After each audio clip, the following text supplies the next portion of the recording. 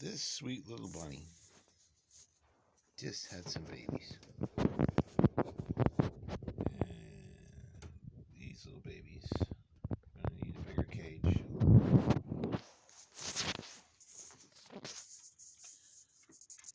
So what I did was take a dog crate and put some plexiglass all the way around, so the baby bunnies can't sneak out because they're pretty small, and no other bunnies can stick their faces in there and bite at them because they're kind of like that.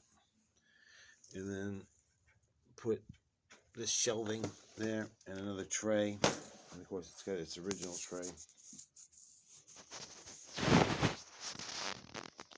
Since mommy bunnies need a place to take a break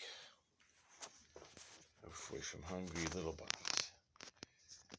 These ones are just a couple days old.